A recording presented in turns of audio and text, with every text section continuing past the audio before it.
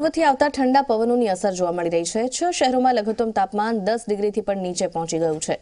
અનેક શહેરોમાં 2 થી 3 ડિગ્રી નીચે ઉતર્યું છે તાપમાન। આગામી દિવસોમાં તાપમાનનો પારો હજુ ગગડવાની આગાહી છે તો હાડ થીજવતી ઠંડીએ લોકોને ઠૂંઠવ્યા છે। નલિયામાં સૌથી ઓછું તાપમાન 4.4 ડિગ્રી તાપમાન નોંધાયું છે। અમદાવાદમાં લઘુત્તમ તાપમાન 10.5 ડિગ્રી નોંધાયું છે। ગાંધીનગરમાં પણ પારો 9.6 ડિગ્રીએ પહોંચ્યો છે। આજે પણ વહેલી સવારથી ઠંડા પવનોનો મારો યથાવત છે ત્યારે હજી આગામી દિવસોમાં ઠંડી વધવાની શક્યતા વ્યક્ત કરાઈ છે।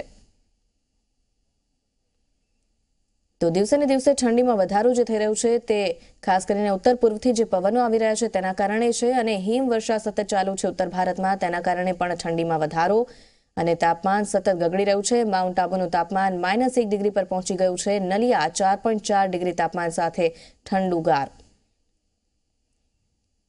તો કંડલાનું તાપમાન નોંધાયું છે 6.2 ડિગ્રી પર। પારો સતત ગગડી રહ્યો છે। ઠંડીમાં વધારો। અમરેલીના હાલ પણ કંઈક એવા છે 8.6 ડિગ્રીએ લઘુત્તમ તાપમાન નોંધાયું છે અમરેલીનું।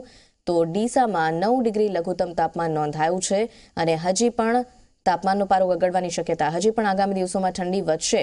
પાટનગર ગાંધીનગર 9.6 ડિગ્રીએ પહોંચી ગયું છે। તો અમદાવાદનું લઘુત્તમ તાપમાન નોંધાયું 10.5 ડિગ્રી। આગામી દિવસોમાં હજી ઠંડી વધશે। ભાવનગરમાં પણ 10.6 ડિગ્રી તાપમાન નોંધાયું છે। તો આ તરફ પર્યટન સ્થળ માઉન્ટ આબુની વાત કરીએ જ્યાં ઠંડીનો ચમકારો બરાબર અનુભવાઈ રહ્યો છે। ઠંડીનો પારો ગગડીને -1.5 ડિગ્રી પર પહોંચી ગયો છે। માઉન્ટ આબુમાં બરફની ચાદર પથરાઈ છે। ઠંડીથી લોકોના રોજિંદા કામો પર પણ અસર પડી છે।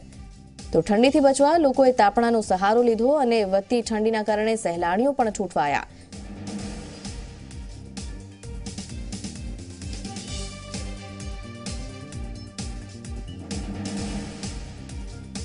તો સુરતથી તેજસ મોદી આપણી સાથે લાઈવ જોડાયા છે। અમદાવાદથી અતુલ તિવારી।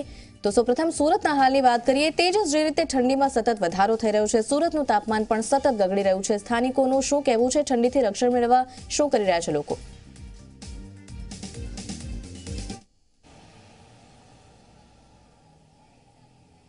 સુરતમાં છેલ્લા અઠવાડિયાથી આ જ પ્રકારની સ્થિતિ છે। વહેલી સવારે ધુમ્મસભર્યો માહોલ હોય છે અને સવારે 9 વાગ્યાના સમય થયો છે, પરંતુ આપ જોઈ શકો છો રસ્તા એકદમ સુમસાન અત્યારે પણ દેખાઈ રહ્યા છે। ખાસ કરીને જો રસ્તાઓની વાત કરવા હોય તો એ જે જનજીવન સામાન્ય દિવસોમાં હોય છે તેના કરતાં ઓછું જોવા મળી રહ્યું છે, કારણ કે 9 વાગ્યાનો સમય છે અને જે રીતે ઠંડી પડી રહી છે છેલ્લા અઠવાડિયાની જો વાત કરવામાં આવે તો જે પારો છે તે 15 થી 12 ડિગ્રી સુધી પહોંચ્યો છે। આજે જે લઘુત્તમ તાપમાન છે તે લગભગ 14 થી 15 ડિગ્રી રહે તેવી શક્યતા વ્યક્ત કરવામાં આવી છે। અત્યારે 16 ડિગ્રી ટેમ્પરેચરની આસપાસ બતાવવામાં આવી રહ્યું છે। સતત પવન ફૂંકાઈ રહ્યો છે, તેના કારણે ઠંડીનો સ્પષ્ટપણે ચમકારો સુરતના લોકો અહેસાસ કરી રહ્યા છે અને ઠંડીથી બચવા માટે ગરમ પીણા હોય છે તેનું પ્રમાણ વધારે છે। સુરતની એમ પણ ખાસિયત છે નીરો પીવાની, તો લોકો નીરો પણ પીતા હોય છે। એટલે સુરતના જો લોકોની વાત કરવામાં આવે તો જરૂરથી ઠંડીનો અહેસાસ તેમને થઈ રહ્યો છે ને જે રીતે હવામાન વિભાગે પણ આગાહી કરી છે કે હજુ 1 કે 2 દિવસ આ જ પ્રકારનો માહોલ સમગ્ર ગુજરાતમાં રહેશે। જે ઠંડીનો માહોલ છે તે રહેવા પામશે। લગભગ જે પવન પણ જે રીતે ફૂંકાઈ રહ્યો છે તેને જોતા એવું લાગી રહ્યું છે કે હજુ 2 કે 3 દિવસ સુધી સતત સુરતીઓને ઠંડીના ચમકારોનો અહેસાસ થતો રહેશે। બિલકુલ તેજસ, આપ જોડાયેલા રહેશો। વાત કરીએ અમદાવાદની। અમદાવાદમાં પણ સતત પારો ગગડી રહ્યો છે, અમદાવાદીઓ પણ ઠૂંઠવાયા છે। અતુલ, શું હાલ અમદાવાદના? જી, આપને જણાવી દઉં કે જે ઠંડીનો સમય છે તે છેલ્લા એકાદ અઠવાડિયાથી વાત કરવામાં આવે તો ઠંડી ખાસી વધી છે। હવામાન વિભાગ દ્વારા પણ ઠંડી જે છે તે ખૂબ જ હજી પણ વધશે તેવી આગાહી કરવામાં આવી છે। ત્યારે આપણે એક જીમમાં ઉપસ્થિત છે। સવારથી જ કેટલાક લોકો જીમમાં આવ્યા છે અને કસરત કરી રહ્યા છે। ઠંડીને ભગાડવાનો પ્રયાસની સાથે સાથે શારીરિક રીતે પણ સશક્ત થવાનું જે એક જીમમાં હોય છે તે પ્રયાસ કરી રહ્યા છે। આ જે દ્રશ્યો છે તે જીમના દ્રશ્યો છે। મારી સાથે જે જીમમાં આવે છે તેવા કેટલાક લોકો પણ ઉપસ્થિત છે, સીધા એમનાથી વાત કરીશું। જી, ખાસ કરીને આપથી જાણવા માંગીશ કેટલા સમયથી આપ જીમમાં આવો છો? 7 months। ખાસ કરીને ગરમી અને શિયાળાનો જે સમય હોય છે, શિયાળામાં કેટલો ફરક પડતો કે મજા શિયાળામાં વધારે જીમમાં આવતી હોય છે કે ગરમીના સમયમાં?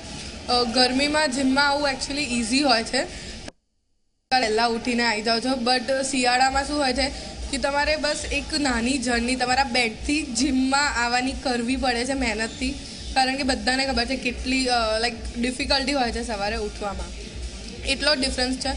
અને મેઇનલી શું છે કે વિન્ટર્સમાં તમે જીમમાં આવો તો તમે વધારે કરો છો તો બી તમને એટલી બધી થાક નથી લાગતી, પણ એટલે ગરમીમાં તમારી એનર્જી ડ્રેન અપ થઈ જાય છે, તમે બહુ જલ્દી થાકી જાઓ છો. તમારું ડાયજેસ્ટિવ સિસ્ટમ પણ તમને ગરમીમાં સપોર્ટ નથી કરતું જેટલું તમને વિન્ટર્સમાં કરે છે. તો એટલો જ ડિફરન્સ છે. તો લાઈક વધારે મજા તો શરદીમાં જ આવે છે, કારણ કે તમારી હેલ્થ મેન્ટેન થાય છે.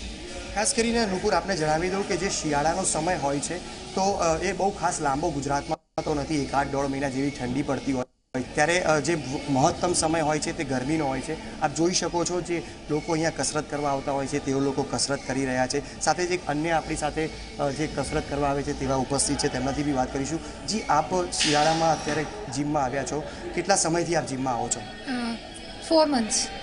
શિયાળા અને ગરમીના સમયમાં જે શું ફરક હોય છે? વધારે મજા શિયાળામાં આવતી હોય છે जिम આવવાની કે गर्मी में? विंटर्स में ज़्यादा मज़ा आता है जिम करने का, बिकॉज हमारी एनर्जी लेवल बहुत हाई होता है in comparison to summer. Because summer में हम थोड़ा करते हैं तो हमें ज़्यादा स्वेट होता है, और इसमें अभी टाइम ज़्यादा चाहिए स्वेटिंग के लिए, और इसमें हमारा वो इफेक्टिव भी ज़्यादा रहता है विंटर्स में. તો નુપુર, જે રીતે લોકોનું પણ કહેવું છે કે જે શિયાળાનો સમય હોય છે તો ક્યાંક ને ક્યાંક તે લોકોને જીમમાં પણ એક વધુ મજા આવતી હોય છે, એનર્જેટિક રહે છે, અને શિયાળાની જે ગરમી છે તે બી જીમના માધ્યમથી તેઓ દૂર કરી શકે છે. જી અતુલ, આભાર આપનો. તેજસ, આપનો પણ આભાર.